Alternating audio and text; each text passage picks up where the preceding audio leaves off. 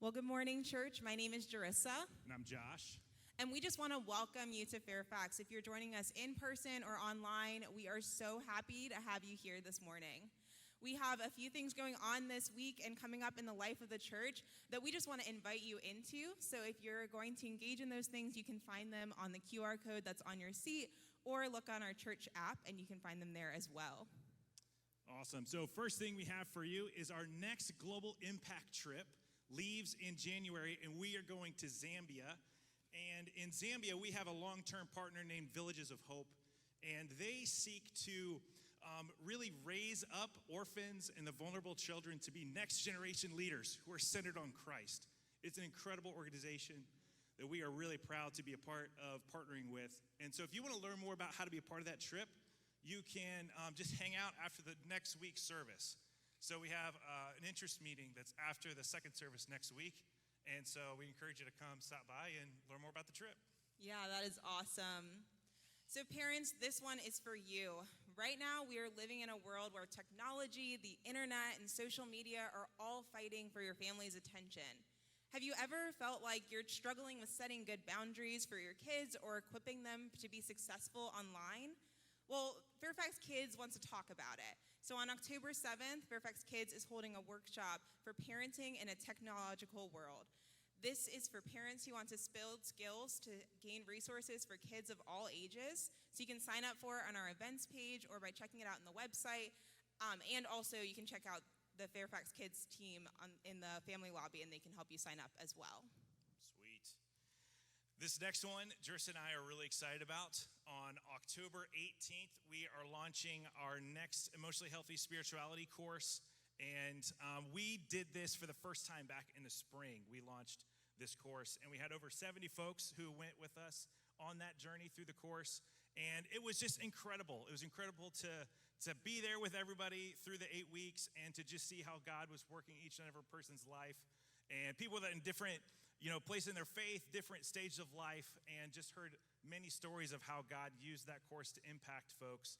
And so, we're opening up registration soon, and so we wanted to tell you a little bit more about it, and we thought there wouldn't be a better way to do it than to have someone who went through the course come up and share a little bit about their experience. So would you guys get up for Louie, who's going to come up and join us? Get up for Louie. Woo! You might have seen Louie before. He volunteers in 7 different places, so he's awesome. We really appreciate all that you do around here, Louie. Thank you. Great. So we got a couple questions for you just to share a little bit about your experience with the course. So one of the unique things about this course is it ties together our emotional and mental health with our spiritual life. And so, Louie, just want you to share a little bit how this course uniquely challenged you to grow in your walk with God. Definitely. This course challenged me in a lot of ways, a lot of great ways. I think I came to this course with a lot of preconceptions of how my relationship with God should look like or be like. One course that we spoke on was family of origin. And, I grew up with imperfect parents, and a lot of times I was disciplined. And I just thought that in my relationship with God, that I would be disciplined in the same way. And this course really helped dismantle those misunderstandings and gave me a new light, a new perspective on the loving relationship that God has for me and how Christ cares for me. So I was really appreciative about that. Yeah, thanks so much for sharing about that. That's a really awesome example of what God did through you in the course as well. The last question that we have for you is, who would you recommend this course to and why? I would recommend this course for just about everyone, new or mature in your faith. A lot of times, I know for me, I felt maybe stuck, or I was just seeking a way to just take the next step. And how can I become closer in a relationship with Jesus? And this course really helped highlight how that can be done. And so whether you're afraid to open up about your emotions or you're just afraid to get deep, this course helps provide a safe space to do that with brothers and sisters. And it's for everybody. Yeah. Yeah, awesome. Thanks so much for sharing that and just sharing about your personal experience overall. So as we talked about, the Emotionally Healthy Spirituality course will launch on October 18th. It'll meet for 8 weeks right here at the church. It'll be $35, which is just to cover your course materials. No matter where you are in your faith, as Louis said, this course is for you. God is always challenging us to take the next step, and we can do that through this course and learn more about that in this course. So you can register for it online, and Josh and I will be out in the lobby as well to help you sign up or answer any questions you might have. Awesome. And lastly, Fairfax, we just want to say thank you to all of you who give generously to this place. God is just doing some incredible things that we all get to be a part of. It's helped made possible by your generosity. So thank you so much. And before we go on and continue with the service, just wanted to share a little word of encouragement to us and to all of us just about giving. And one thing that I was thinking of is the Apostle Paul in Acts. He quotes Jesus, right? He's like, here's one of the things that Jesus said all the time. And Jesus, he says this, it is more blessed to give than to receive. Paul's like, this is what Jesus said all the time. Remember that? And the word blessed there is makarios in the Greek, which literally means happy. To be happy, that you actually be happier if you give rather than receive. That Jesus taught that living a life of generosity leads to greater joy and happiness in our lives. If you're like me growing up or in my early adult years, I was like, Jesus, you're awesome, I trust you, but maybe not with that because I'm not sure I quite believe that. Because our culture's like, accumulate more, hold on to what you have. Like that's how you achieve happiness and joy and stuff. And Jesus flipped that upside down. 25% of the times that Jesus taught, he mentioned and pointed to generosity and how we should share what we have, and that through that, God does an incredible work through and inside of us, that we actually become more about who God created us to be. We become more loving. We become deeper trust with God. We grow in our trust with God. And certainly my wife and I have experienced that in our lives as we've tried to grow in the grace of giving. And so Fairfax, thank you again for all of you who give. If you'd like to be a part of this generous community, there's a lot of different ways you can do that. And I encourage you to pray about that and check that out. And so that's all Driss and I have for you. And thanks for hanging out and listening to us. We've got a cool video, and then we'll continue on with the message. When life goes in a completely different direction than we had planned, God is always at work behind the scenes to redeem the situation.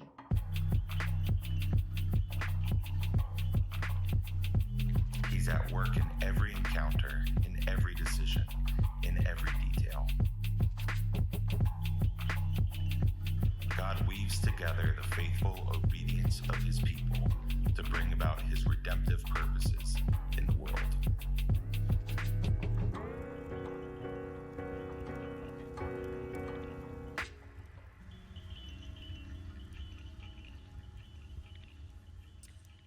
Good morning, Fairfax. It's good to see all of you. My name is Kyle. I'm one of the pastors on staff, and I want to just start out apologizing for a little bit of probably the head cold that you hear through my voice this morning. It's been a little bit of a week where I've been kind of walking through the head cold and bits of sneezing and all that. You understand that? You with me on that? Okay, I think it's even too early for flu season. Trust me, I took 800 COVID tests. You're not in danger. Okay, because I was sure that that's what it was, but no, I'm good. But just a little bit under the weather, a little. So just wanted to let you know where that was coming from this morning. So I am was determined to be here with you this morning because we're going to get into a concept today that has really meant something deep and important to me this week that I didn't really know. And learned a lot about it this week. That's in this book of Ruth that we've been going through together. And so I'm hoping that it hits you where it hit me, and that you leave here this morning different than you came in, knowing God better and understanding his word and just being steeped in this. And so I'm excited to get there with you. So we're gonna journey into that. I want to start with asking you, have any of you, just raise your hand, have you ever done any research on your genealogy, like looking about where you came from? Okay, so quite a bit of you. I find this really fascinating, and I found myself at different times in my life really kind of digging into that through some of those websites that are available and all those kinds of things. And as I was sick in bed this week, that was a great time to get that back out and start digging in deeper. And I came across some new things this week that I thought were just incredible and kind of fascinating. At first, I learned that I had some distant relatives. You know, when you start searching off different people, you know, all these people come up and then you start searching off that one and searching off that one and searching off that one. I found out that I had some distant relatives, and their last name was Ping, P-I-N-G. Any golfers in here? Any golfers? If you're a golfer, you know that name, right? Ping is like a really famous, maybe not as quite as it used to be, but a famous brand of golf clubs. So when I saw that, I thought, oh, that's cool. I'm rich. You know, I'm a Ping relative. All the money's going to start flowing in, right? But it was not meant to be. I did, however, find a bunch of photos of some of these folks that I have distant relationship with. This is Job and Christina Ping. Okay, and it's a flyer for this like family reunion thing that they have. I don't know if they still have it or anything, but you can see this is 1957 when they had this reunion.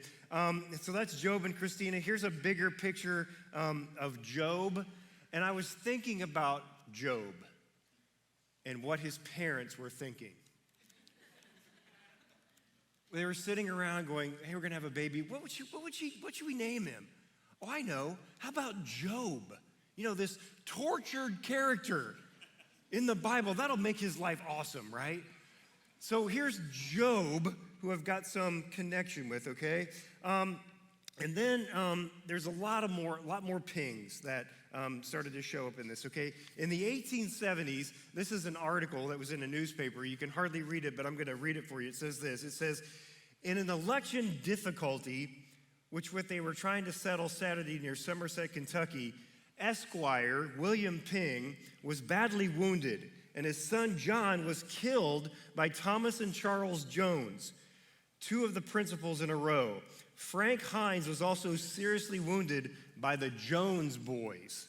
Okay? So during an election day agreement, this distant relative of mine, Justice of the Peace, William Ping and his son John tried to break up this fight, and John was killed. Now, that's awful. And what's really strange about that to me is something that I've already knew about my family, was that my grandfather, okay, his grandfather was a sheriff back in a little small town in Indiana, okay? And my grandfather used to tell me the story all the time when he was 4 years old about how his grandfather, the sheriff, was shot to death. And so I'm like, okay, there's another thing here. It's kind of strange, right? So we've got these kind of weird things going on, okay? So that led me to more information, of course, about the Pings. Here's another set of pictures, okay? I found these pictures in a book that's been published by a closer relative we're starting to get into a different timeline, okay? And there was this woman named Dorothy Duncan. This was the book that has been written by this guy that is still alive right now, okay? And Dorothy Duncan was a Ping. She grew up a Ping and lived on a farm, and I found this on the book. And she was a bit of a poet, and she wrote this poem about winter in Indiana. Sounds exciting, doesn't it? Winter in Indiana, that's where I grew up. And here's what she wrote, okay? Here's the poem. It says, the wind was cold, and it did blow across the bricky prairie. But there I was, out there so bold, although it was quite airy. The water froze, the pans were empty, but this we remedied quite simply. We thawed them out, we filled them up, then in did go to thaw our toes. This is my life growing up in central Indiana. Why is it when to farm we go, it has to turn cold and also snow? Why can't it stay sunny and warm when we make a trip to the bricky farm? Can you give it up for Dorothy? That's pretty good, right? Who knew I had a writer down the line, all right? And then that brought me up to more modern times. There's this guy, John Howard Ping, and note, if you can note this picture, he had 20 siblings. Wow is right. He was one of 20 siblings, right? And look where he ended up passing away, in the District of Columbia, okay? Had no idea, all right? Now, this is all on my mom's side, okay? The person that this kind of trails off on is the Witherbys that were on my mom's side, okay? And I found out that some of them had roots in New Jersey, up here in the Northeast, okay? And during the Revolutionary War times, okay? I found a man named John the Brewer Vliet, okay? That was his name, John the Brewer. So obviously John was brewing something, right? Probably beer, right? John the Brewer Vliet. And then there was John the Weaver Vliet, okay? So John the Weaver was probably weaving something. That was his job, okay? And they were both related to this man, Daniel Vliet, okay? And he's a fascinating character because we find out about him that he was a captain, okay? And that 7 of his children served in the Revolutionary War, okay? And so I'm finding all this out, and I'm like, wow, this is all kind of interesting stuff about who's connected in my family tree somewhere. But here's where it gets really interesting, okay? Here's why this is all worth it this morning, okay? Daniel was married to a woman named Peggy Springsteen. Peggy Springsteen from New Jersey. Now, how many Springsteens can there be in New Jersey? Thus, I am related to Bruce Springsteen. Are you with me? Where's the guitar? No. If I touch that, someone will be mad at me. I'm convinced now, in my own mind, and through all this evidence, that me and Bruce, it's amazing that he doesn't invite me to all his stuff, right? Once he finds this out, you guys may never see me again, be hanging out with Bruce. Okay, now, why have I put you through this ridiculousness this morning? Here's why, okay? Maybe by understanding a little bit of the backstory of my life, some of it really connected and true, and some of it possible, right? Maybe you understand and know me just a little bit better, right? Maybe you have just a little bit better clue of who I am, all right? It maybe explains things about me a little bit more, right? That genetic tree explains things about you, and it explains things about me, right? And we see the decisions that relatives make, right? All those things that happen along the line, that whether we know it in the moment or not, but as things unfold, they all have some kind of an impact on our lives, right? On the decisions that were made, where people went, what they did, who they were, set you and me on a certain trajectory that we really had nothing to do with, but it certainly does affect who we are, okay? And that's true for me, and that's true for you today. And we're in this study of the book of Ruth. We're looking at this family, Ruth, Naomi, Boaz, some of these other characters, this family. And in this section of Ruth 3 that we're going to look at today together in a minute, Boaz, who you met in this journey last week and as we've been going along, this distant relative of Naomi and Ruth through marriage, he calls Ruth a woman of noble character, right? He kind of knows her. We've talked about that last week, and there's another interaction that we're going to get into today. And at this one moment when they're together, he looks at her and he calls her a woman of noble character. And it's true, she is, right? But the family that she is connected to, her roots, not always the case, right? Not always the case. In Jesus' day, the genealogies of the time were a big deal for a number of reasons, okay? A genealogy would determine whether someone was related to the priesthood, okay? It also would determine if a person was in the royal line. and it would influence how the family inheritance would be passed on. Therefore, everybody was a stickler for genealogies. And the genealogy of Jesus is found in Matthew 1, and it reads kind of like a crazy soap opera, okay? There's David, we all know who David was, plucked from obscurity to become, the greatest king in the history of the nation of Israel. The man that we're told was after God's own heart. And David's name is usually associated with a couple of people which represent both his greatest victory and his greatest defeat. All right, Goliath reminds us of his greatest victory when he killed this 9'6" Philistine.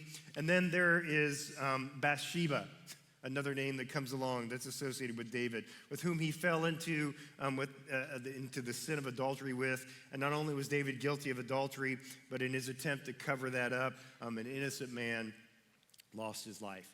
And the repercussions of that sin were repeated not only in David's life, but also in the lives of his children. David still, though, made it into the most exclusive family tree in human history, the genealogy of Jesus. And then there's Abraham.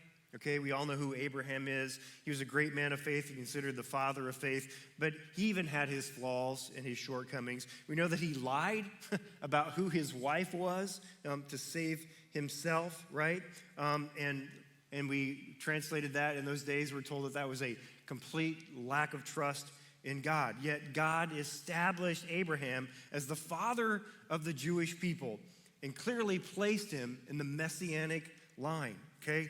Tamar, who we're going to talk about more next week in the story of Ruth, is named in this famous genealogy, which is really shocking. In Genesis 38, we read about her life and prostitution and deception, and there's really no redeeming value that we read about her and her life, but she's in this messianic line, okay? And then there's this woman named Rahab, who you may remember, we're told is a prostitute. She was a Gentile. She was an inhabitant of Jericho, right? And when the Israeli spies went in to see whether they could go into the land, she helped them, right? She hid them in her home. And because of her act of kindness, because of this character choice that she made, right, the Israelites spared her and her household. And then even more amazingly, she was brought into the messianic line as the wife of a man named Salmon. Okay, and now get this, Salmon, all right, she marries Salmon, and she becomes the mother of Boaz. Okay, so Boaz, who we know and understand his characters in this story so far, right? Who was David. David is Boaz's great-grandfather. So Rahab, with a pretty questionable past, is the mother of this extremely noble and godly character in our story named Boaz. And then we come to Ruth, who we've been focusing on, who this book is all about. And here's what we find out about Ruth, okay? She was a Gentile, right? She was married, of course, as we know, to one of two sons born to Naomi. And Naomi's husbands die, the sons die, and she decides to return home to Israel. And Ruth makes this famous statement that we read about in the first week, where she says this. She says, "For wherever you go, I will go, and wherever you lodge, I will lodge.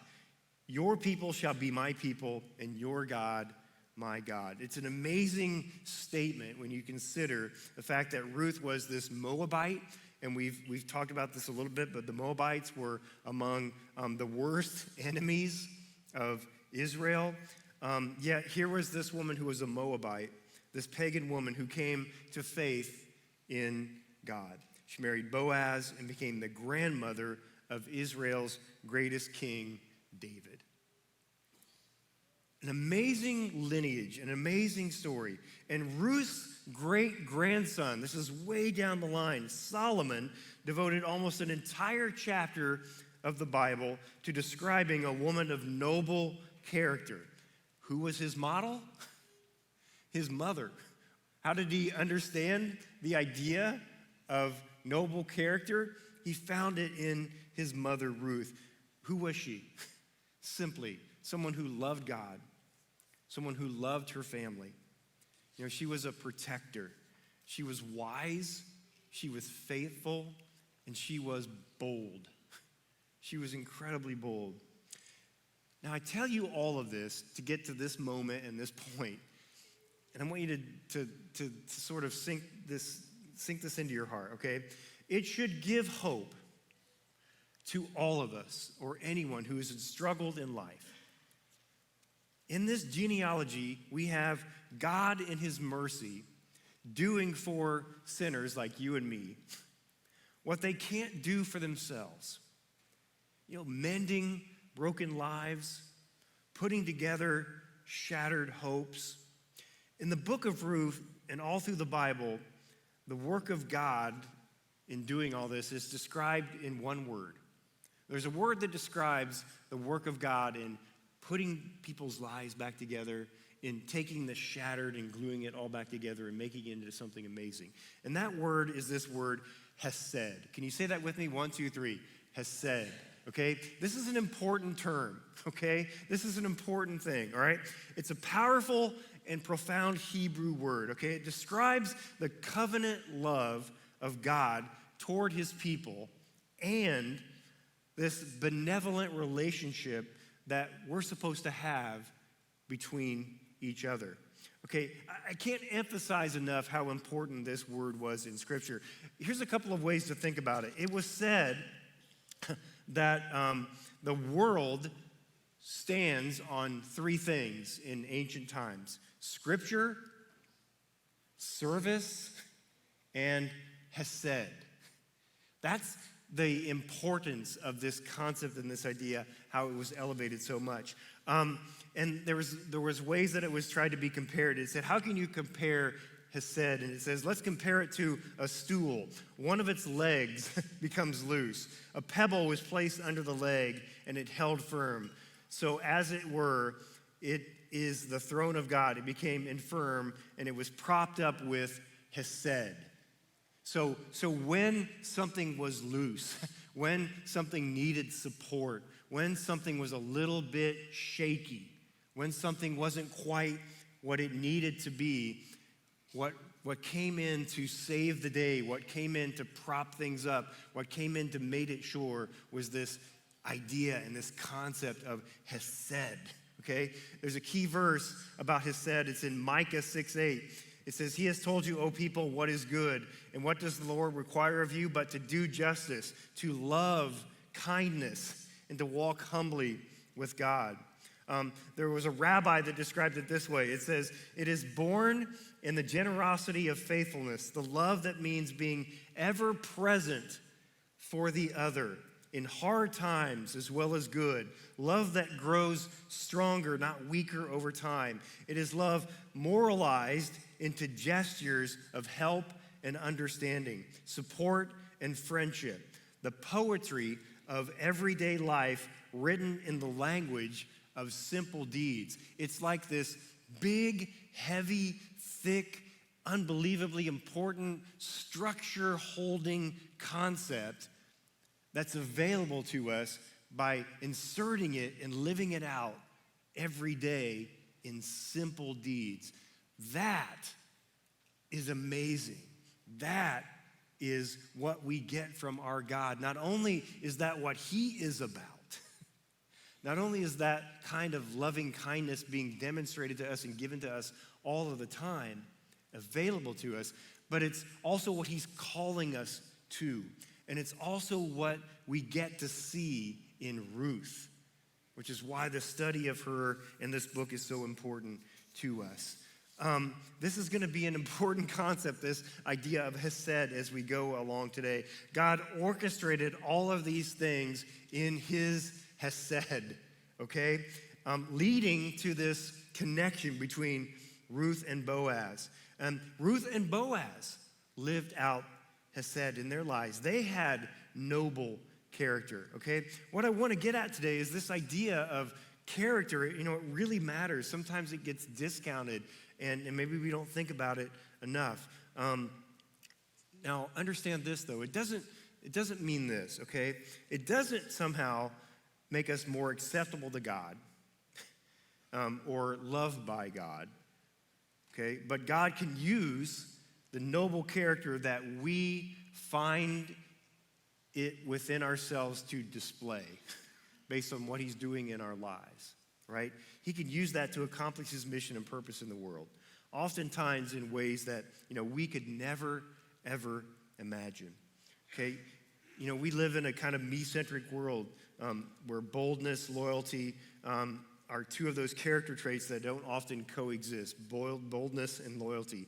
But in a person of noble character, they're always present, and we see that in Ruth. Now, consider our text for today, all right? We're going to take a look at Ruth chapter 3, verses 1 through 18. And this is where, once again, we see the hesed of Boaz, and we see the hesed of Ruth coming out in this kind of strange story, but also one that I think is important for us to navigate. So here's what it says, and it's going to be up on the screen, and just kind of follow along and soak it in, if you will. Okay, it says this: One day, Ruth's mother-in-law, Naomi, said to her daughter, "My daughter, I must find a home for you where you will be well provided for.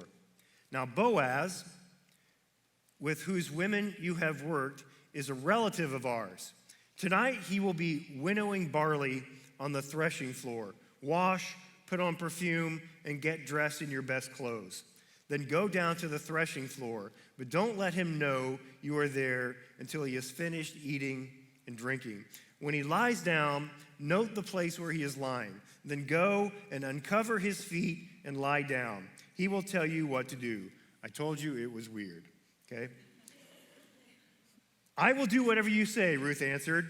She went down to the threshing floor and did everything her mother-in-law told her to do.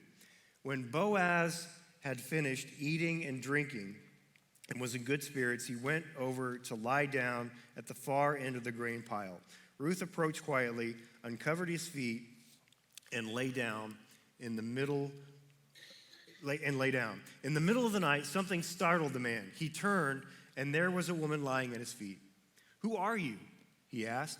"I am your servant Ruth," she said. "Spread the corner of your garment over me, since you are a guardian redeemer of our family." "The Lord bless you, my daughter," he replied. "This kindness is greater than which you showed earlier. You have not run after the younger men, whether rich or poor. And now, my daughter, don't be afraid. I will do for you all you ask. All the people of my town know that you are a woman of noble character. Although it is true that I am a guardian redeemer of our family, there is another who is more closely related than I." Now, before I finish, let's say a word about this guardian redeemer.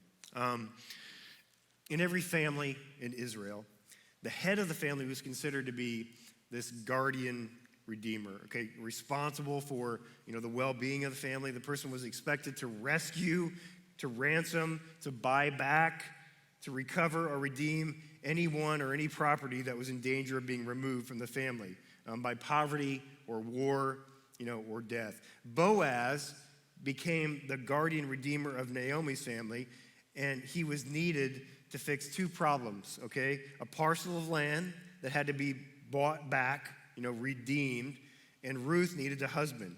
Boaz had to do some clever bargaining to redeem the land and marry Ruth, but he was successful. And that's why he said, "Although it is true that I am the guardian redeemer of our family, there's another who is more closely related than I." And so he goes on to say this. He says, "Stay here for the night, and in the morning, if he wants to do his duty as your guardian redeemer, good, let him redeem you. But if he's not willing, as surely as the Lord lives, I will do it. Lie here until morning." So she lay at his feet until morning. He got up before anyone could be recognized, and he said, "No one must know that a woman came to the threshing floor." He also said, "Bring me the shawl that you are wearing and hold it out." When she did so, he poured into it 6 measures of barley and placed the bundle on her. Then he went back to town. When Ruth came to her mother-in-law, Naomi asked, "How did it go, my daughter?" Then she told her everything Boaz had done for her and added, "He gave me these 6 measures of barley, saying, 'Don't go back to your mother-in-law empty-handed.'" Then Naomi said, "Wait, my daughter, until you find out what happens, for the man will not rest until the matter is settled today." Okay, there's all kinds of stuff that's here, and we're going to focus on some and leave some others to the side, okay? Some have understood, all right? I can't ignore it. I got to go a little bit. Some have understood the phrase "uncover his feet" as a code for something sexual, okay? I just felt like I couldn't let it go completely, all right? And to be honest, as you study through this, the ancient Hebrew does allow for that meaning, okay? But I'm just not convinced because I don't believe that was the case. Boaz later, he praises Ruth and her virtue. And Boaz was celebrated in this village. Everything that we know about him was he was this high man of integrity, right? When people saw Boaz, they knew what they were getting. They knew who he was, what his character was. He was this high person of integrity. And in this moment, it's important because, spoiler alert, Boaz mentions that there's another man, who has first rights to marry Ruth, okay? And I find it difficult to believe that Boaz, knowing about this other man, would sleep with her and then say, I have to let him first, have first dibs on marrying you before I can. And to be celebrated as an honorable man in Scripture, it doesn't seem like that is exactly right, okay? So there's that possibility that's there. I didn't want to just ignore it, but I don't think that's exactly what's going on. And here's the other thing that is really important that I really want to emphasize and get to. We need to be careful as we read through the book of Ruth and understand how at the time it would have been heard, thousands and thousands of years ago, not through the lens of our culture's love stories, okay, that we're familiar with, that we're steeped with, that we sort of resonate with, okay? Here's the thing, Ruth was not meek, okay? She was a woman who was assertive, who took the lead, and she did so in a culture where women were still being treated as property. So the boldness that she had was just kind of unheard of. She stood out as a woman who was listened to and followed. And we're told, recognized as a real person of character. Ruth is a real story of love, but not kind of sappy love, right? It's a beautifully written exploration of this idea of hesed, this ancient word that describes kindness and graciousness and loyalty that goes beyond just the simple call of duty. Loving kindness that's deep and strong. And we learn something important about this idea of hesed and character through Ruth, through Naomi, and through Boaz. They all demonstrate this noble character. Last week we saw Naomi's hesed, her loving kindness to Ruth and Orpah when she told them to return to their families. She's in this situation. Her husband's dead, the two boys are dead, and she's like, I can't really expect anything. I shouldn't expect anything from these two women. I got to figure out things on my own, right? And she says to them, just go back to your families and be free.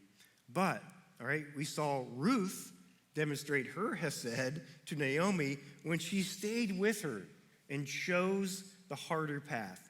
We see the hesed of Boaz when instead of just throwing, he could have just thrown Ruth off his land when she was gleaning. Remember when she was gleaning the crops and she really had no right to be there, and she boldly walked up and said, "Can I glean, your leftovers?" And not only doing that, but going at it hard, that people recognized her hard work ethic and her character in that, and going after enough food for her and Naomi, demonstrating her hesed, her devotion to Naomi. Boaz, in that moment, lived into the larger idea that he was called to and was being tested on of making sure that the people around him, no matter who they were, had enough to eat. You know, Ruth, in this straightforward approach, it could have gone badly for her in that gleaning field. It could have gone really badly for her when she approached Boaz in the night on the threshing floor. He could have, you know, by all rights, just really gotten angry about her and just sent her out, right? But Hesed took over. Loving kindness, steadfast love, loyal love, kindness, deep connection that doesn't end. Some of that in us may come from who came before us, right? You may look to your parents or a grandmother, a grandfather, an aunt, an uncle, someone whose blood is in you, and recognize that some of the character traits that you have come from their character. Maybe they taught you something. Maybe you saw that when you were younger and went, that's what I want to be, right? And so we get some of that from blood. It's in our blood, so to speak. But it also comes from our choices. It comes from the choices that we make. I can make a noble choice, and I can make a disgraceful choice. Every day, maybe just like me, we all have that opportunity, right? To make noble choices and to make disgraceful choices. And when we make those choices, they affect who we are. They affect the next choice that we make. Those things come together to help us live out this grand idea of what God calls us to and what he demonstrates every day, this idea of Hesed. I want to finish with just a couple of quick things. A couple of ideas about what Hesed is and how we can maybe practice that a little bit better, okay? So if Hesed, this loving kindness, it's always intentional, okay? It's always intentional. Notice how intentional Ruth was. She decided to glean. She asked to glean with the harvesters. She told Boaz he was her family redeemer. Being a Ruth means being intentional. She decided to be lovingly kind and decided to take steps to make things happen. Those were things within her character that she showed, that she demonstrated. She showed incredible courage at each one of these times. She risked rejection. She risked people being angry at her. She risked her own status. Yet the payoff was that she is celebrated as an incredible example of Hesed because she decided to live out the character that was within her and make some noble choices along the way. Hesed, loving kindness, is also patient, okay? Ruth's story didn't happen, overnight. She spent months working hard in those fields. If you go back through the scripture, it talks about how she started in one season, then the next, then the next, and the next. And Boaz noticed her.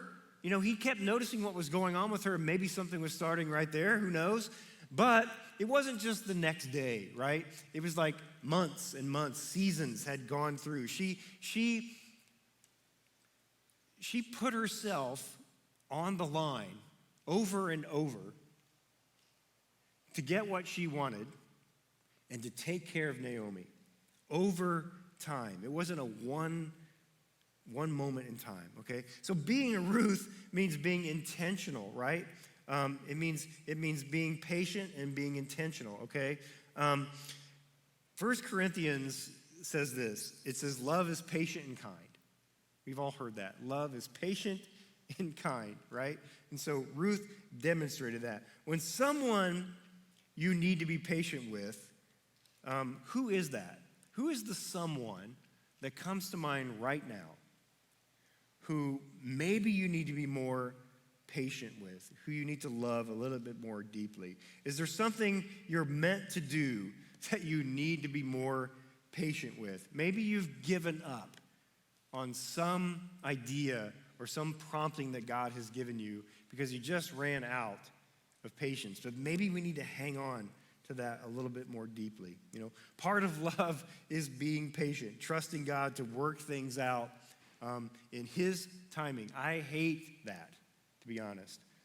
Don't you? I'm just trying to be honest up here. I just want what I think it should be more quickly.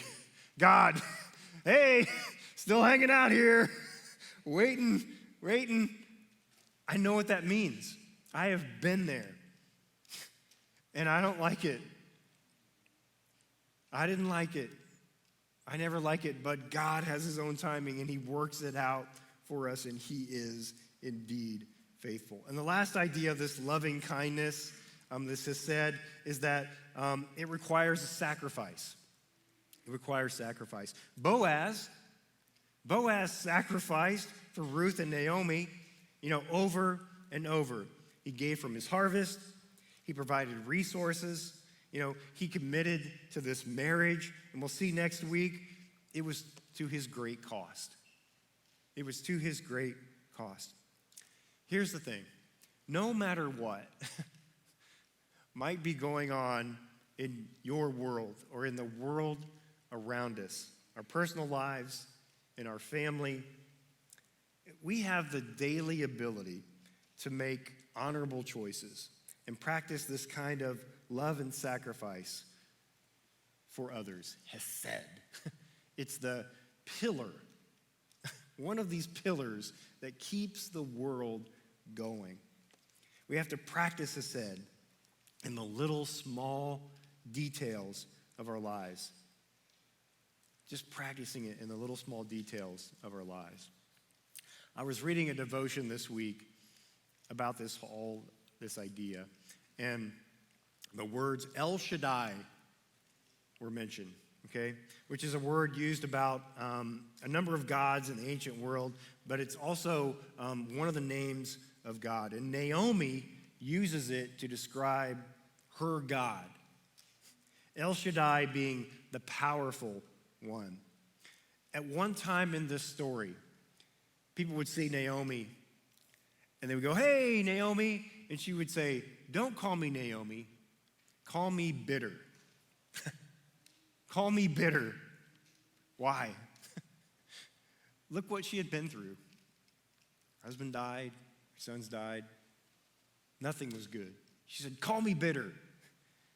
But as she found it within herself to dig into and practice the idea of Hesed, and those around her practiced Hesed toward her, she moved from call me bitter to call me Naomi, because my God El Shaddai is the powerful one.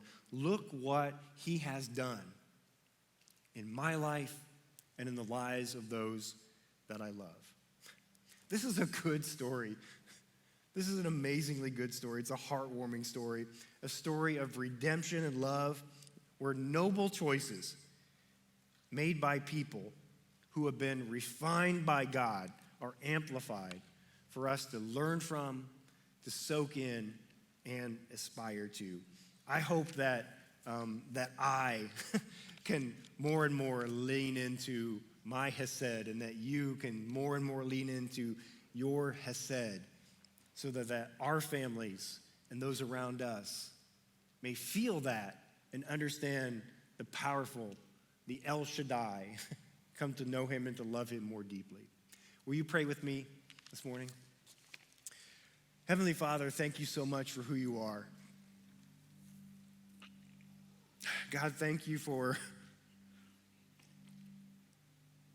being the architect of Hesed, being the one that shows us loving kindness, not in small measures, not in small periods of time, but all of the time. You offer it over to us. You demonstrate it. Let us find it. Let us lean into it. let us love it. And Lord, let your greatness and your power wash over us and give us the ability in our daily lives to practice hesed, to give loving kindness and devotion to those that we love. Lord, empower us. Show us the way. We love you so much. We thank you for who you are. We pray all these things in Jesus' name. Amen.